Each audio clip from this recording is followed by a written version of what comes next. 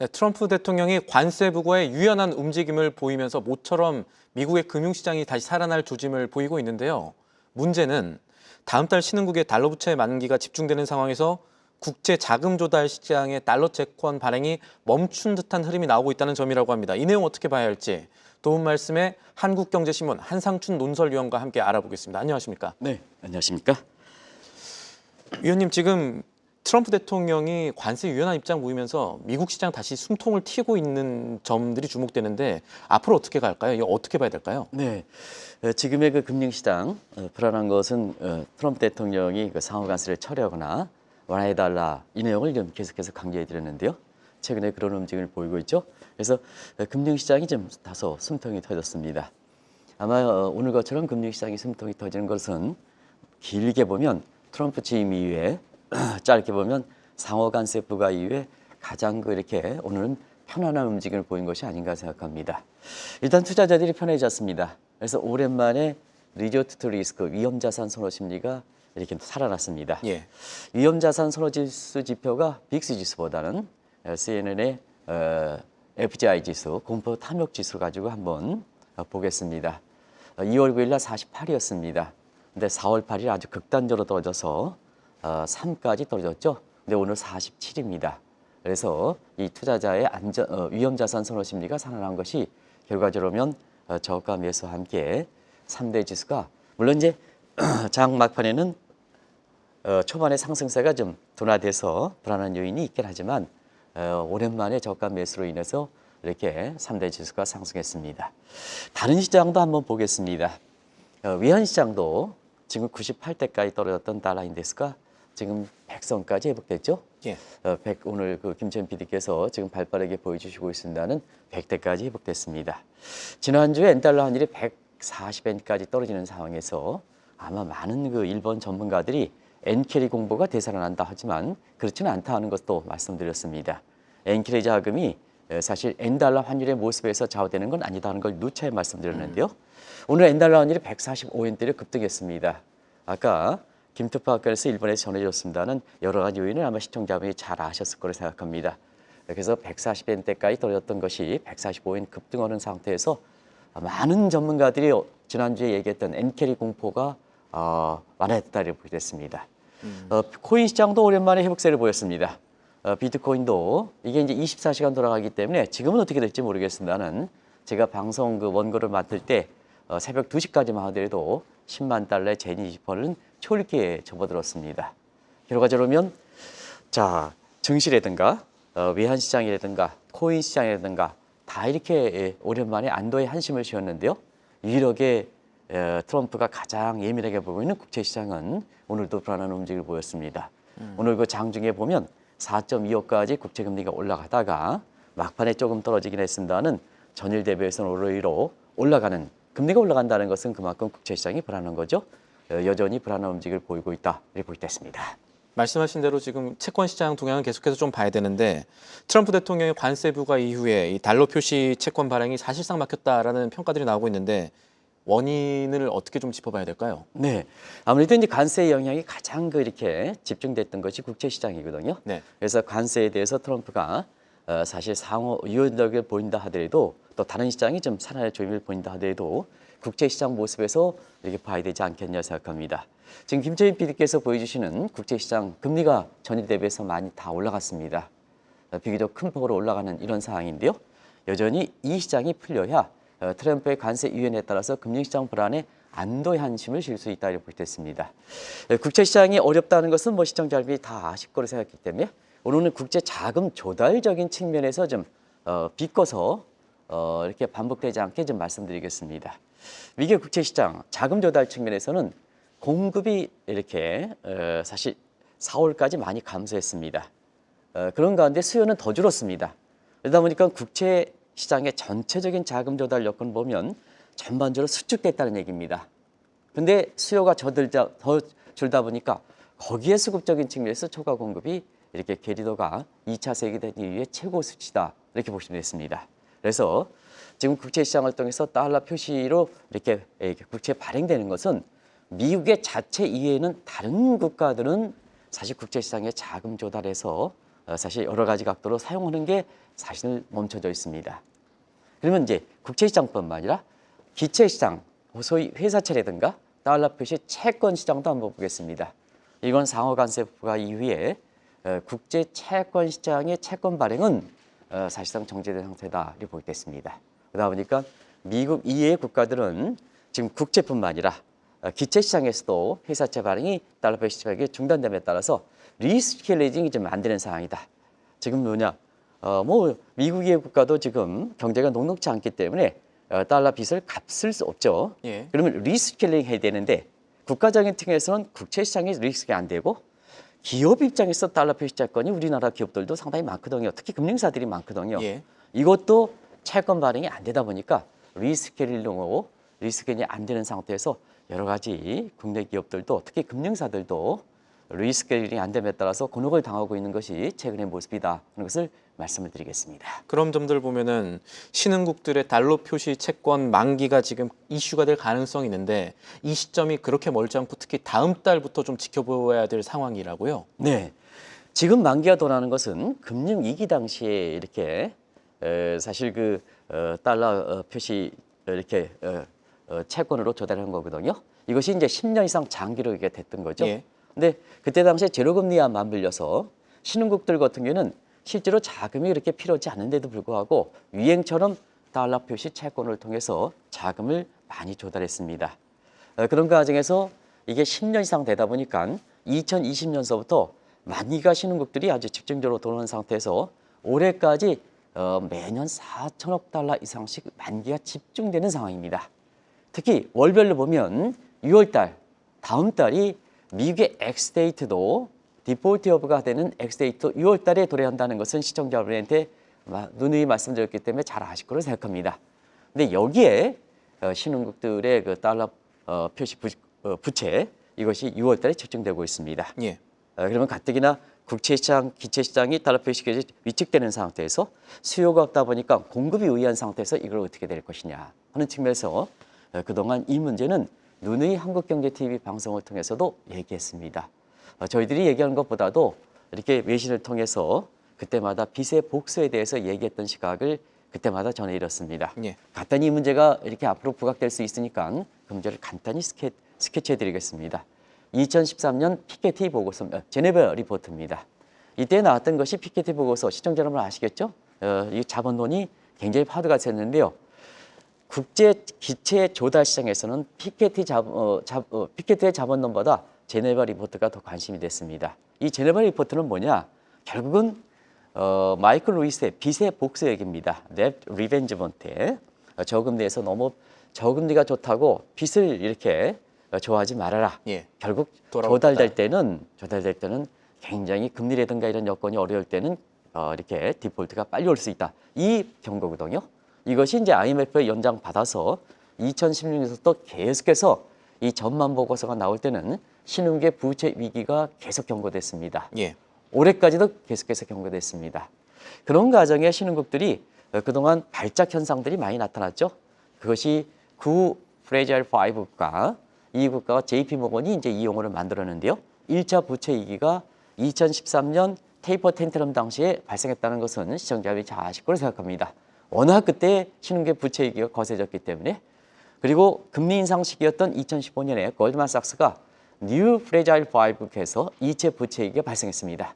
그러다 보니까 지금 상호간세 부과 위에 국채 기차 시장에서 달러 표시 채권 발행이 사실상 중단되다 보니까 만기는 돌아오지, 자 국제 기차 시장에서 달러 표시 국채 발행은 안 되지. 그러다 보니까 6월에 정도에 부채 위기가 다시 올려오는 것이 아닌가 하는 이런 우려가 미국의 금융시장 안도의 한심 여부와 관계없이 지금 국제 자금 조달 시장에서 사실은 공포가 확산되고 있다는 것을 말씀드리겠습니다. 네, 지금 말씀하신 내용들 잘 들어보면 신흥국을 중심으로 1990년대 이후처럼 연쇄부도 위기 몰리는 것 아닌가 하는 우려도 지금 무시할 수가 없는 상황이라고 봐야 합니까? 네, 그런 측면에서 CDS 금리라든가 한국도 마찬가지입니다는 미국 시장을 중심으로 해서 이렇게 되면 사실 많이 이렇게 좀 이렇게 투자자 입장에서는 저희들이 이제 주식시장에서는 이런 관점을 취했거든요. 우리 예. 김천 PD랑 같이 해서 작년 12월에 펄이든가 이런 걸 최고 올라갔을 때 미국에서 좀 나와라. 차익 실현해라. 예. 현금은 높을 때 현금 실현하는 거다. 하는 과정에서 미국에서 사실 한국이라든가 중국이라든가 미국의 유럽의 금융시장으로 자금 이쪽에 이전을 권고했습니다. 근데 미래에셋의 박현지 회장께서 중국으로 밀 때 4월 들어죠. 포지션을 또 다시 변경시켰습니다. 불안하지만 미국의 주식을 다시 사둘 것을 권유를 하는 상태로 바뀌었습니다. 근데 신흥국 중심에서는 미국으로 다시 그 자금을 이렇게 들어간 경우가 이렇게 증시적으로 간다면 신흥국은 더 어려움을 겪는 거죠. 그러다 보니까 국제 기차 시장에서 자금이 안 돼. 자, 중시에서는 다시 미국의 저가에서 자금 들어가. 신흥국은 더 어렵지 않느냐. 그런 측면에서 1990년대 중반에 신흥국들이 대발산에 의해서 연쇄부도됐던 사건이 연상되는 겁니다. 그러면 그때 당시 한번 보겠습니다. 미국과 타국 간에는 그레이트 다이버전스가 발생했죠. 국제금리 간에 사실 그 벌어지는 현상이 발생했죠. 그때 연준은 1994년 이후에 96년까지 기준금리를 3.5에서 6%까지 올렸습니다. 반면에 유럽의 가장 중심이 독일이었습니다. 왜 유로를 치지 않냐면 1999년에 유로가 출범했기 때문에 예. 그때 당시에는 유로가 출범하지 않지 않습니까? 그러면 유럽의 맹주는 독일이고 독일의 중심은 분다스방크거든요. 그래서 분다스방크가 금리를 5에서 4.5% 내렸습니다. 그럼 미국 금리는 올라가고 사실 그 유럽의 금리는 떨어지다 보니까 미국 쪽으로 자금이 흘러가는 현상이 되죠. 그 과정에서 신흥국들은 자금 여력이 어려운 상태에서 외채위기라든가 이런 연쇄적인 부도 사태가 발생했죠. 그 과정에서 1994년 중남미 외채위기, 우리도 포함되어 있으면 아시아 통화 위기, 그 다음에 1997년 러시아 모라토리엄 사건까지 발생했던 겁니다. 근데 다행히 그때 당시 IMF의 재원 사정이 좋아가지고 이게 극복해 나갔죠. 문제는 그렇습니다. 지금은 그렇습니다. 지금은 국제 기체 시장에서 달러 만기가 돌아오는데 기체 시장에서 발행이 안 되다 보니까 네. 신흥국 입장에선 1990년대 대발산에 의해서 연쇄 위기가 발생하는 이러한 형태의 다른 형태로 연쇄 부도가 발생하는 것이 아니냐 하는 이런 우려가 확산되고 있다는 것을 말씀드리겠습니다.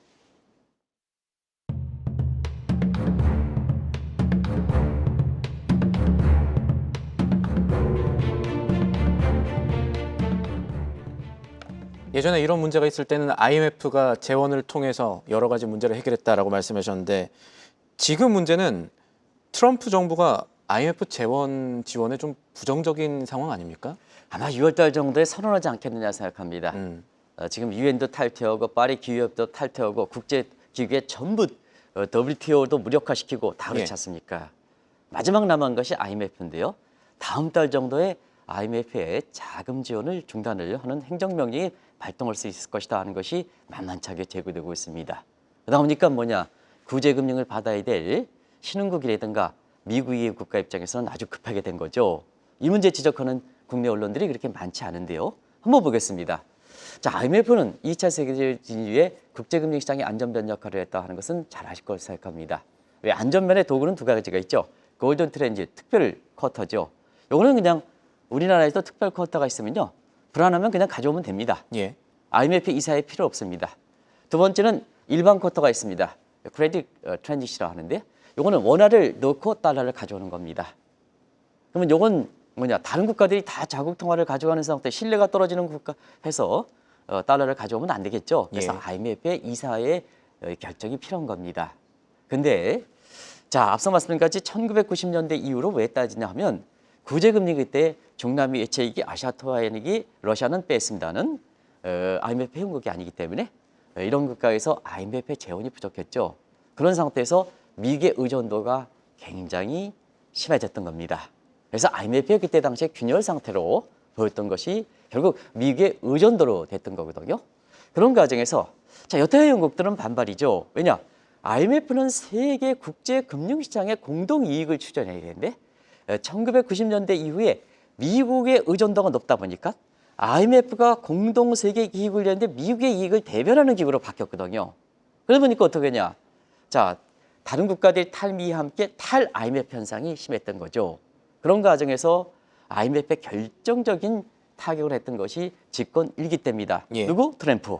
그때도 IMF의 재금 지원을 안 하겠다 그랬거든요.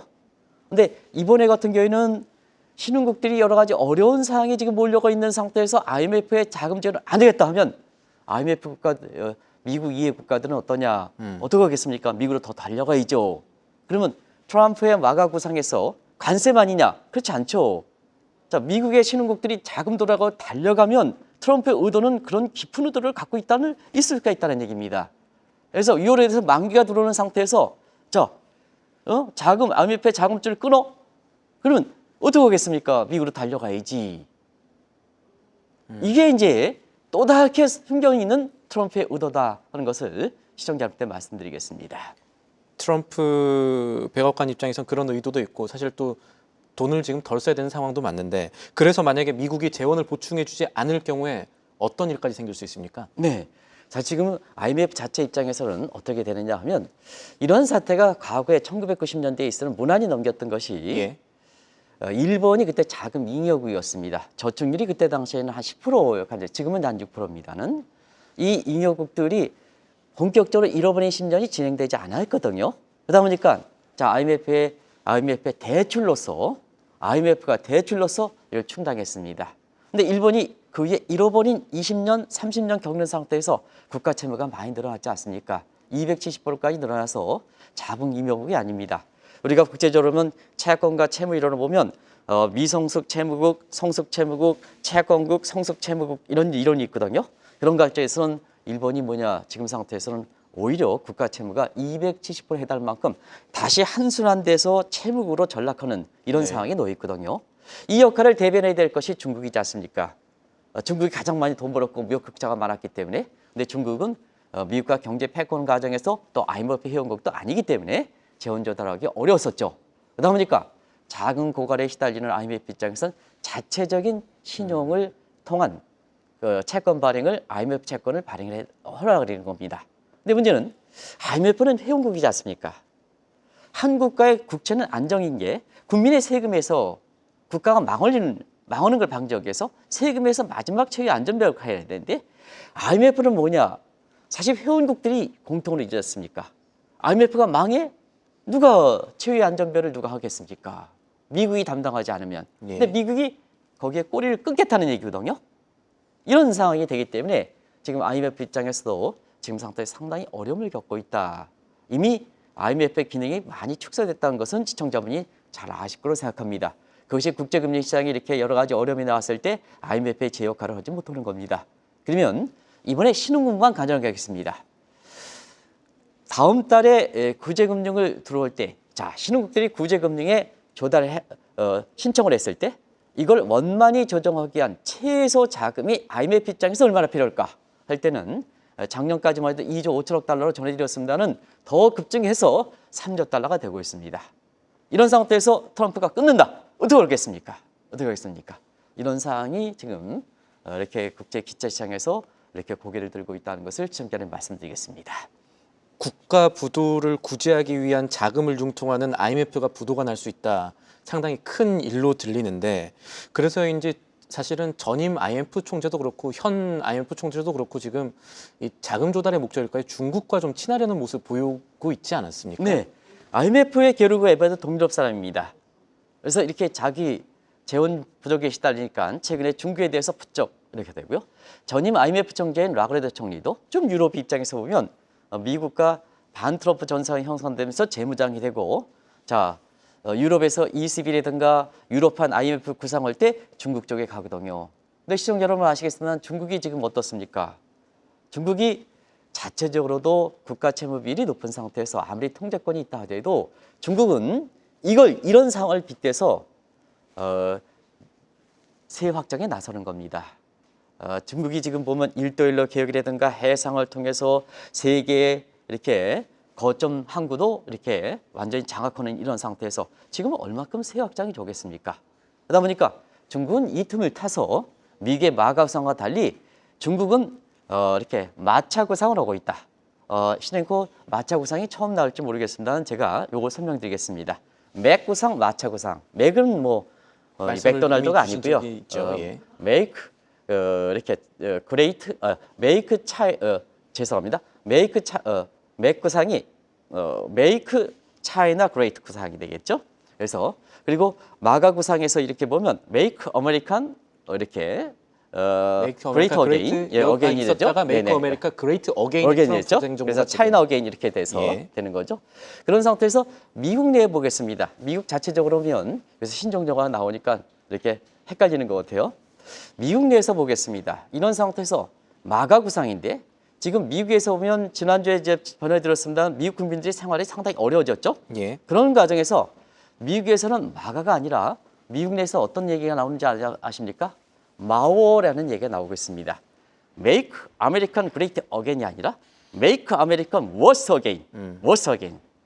이게 마가가 아니라 당신 그렇게 가다가는 미국이 다시 최악의 국가로 전락되겠다. 실제로 그렇게 보고요. 지금 그런 상태이지 않습니까? 이게 지금의 전세계다. 지금 한번 전 세계적으로 보겠습니다. 반 트럼프 전수가 굉장히 강화되고 있죠. 마크 컨이 반 트럼프가 이제 됐습니다.